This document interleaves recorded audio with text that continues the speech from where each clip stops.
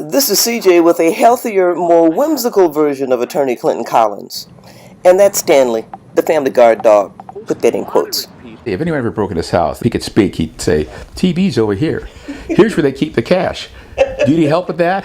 Can I lick you some more? Scratch my back. Stanley. How's Stanley?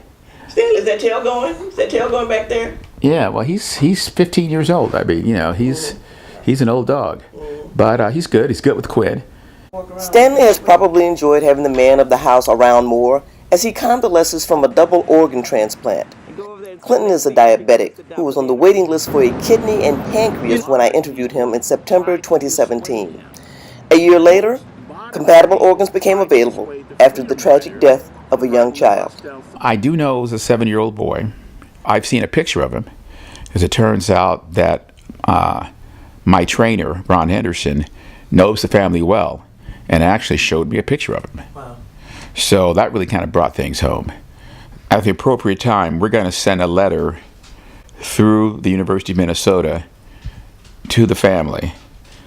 First of all, thanking them for this tremendous gift, and then ask them if at some point they'd want to get together. Leave it up to them.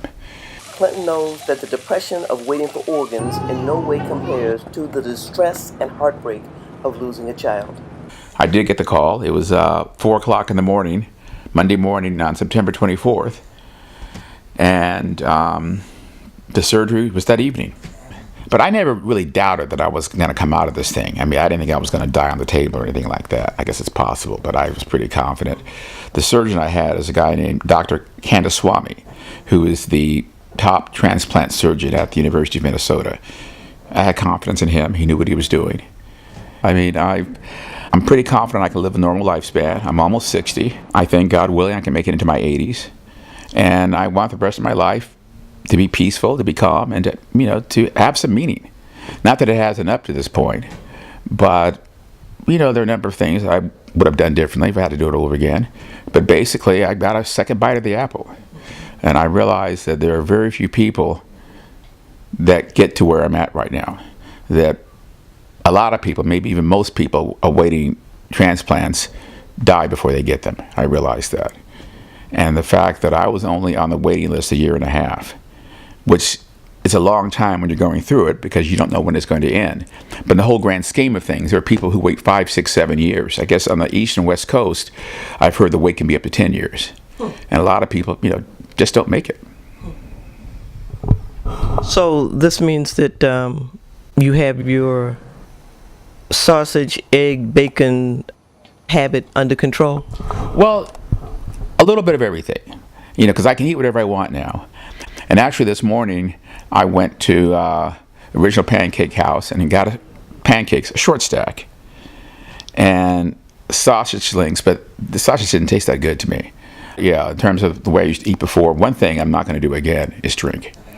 I'll have a sip at Christmas or whatever, but alcohol does not do anything for me, especially given that I have this new pancreas. And I want these organs to continue to work. How is Amy doing? And when you hear the question, how is Amy doing, the question is, how bad a patient are you? Well, I have my moments. I'll admit that. I have my moments. I'm not Mr. Congeniality. No one would accuse me of that. But, I thank her all the time. She's been very good. And I can see why, prior to the transplant, they wanted to make sure you had someone with you. Because this would be tough to go through by yourself. Just lots of little things. So it didn't make you less prickly? No. She said it changed my personality a little bit. How so? Well, she had been trying to get me to get some whimsical cufflinks. And I always was just very utilitarian. But then afterwards, I was flipping around on Amazon, and I thought, what the heck? So I got some pug cufflinks. Now joined by the whimsical, or is it delusional, Batman and Superman cufflinks.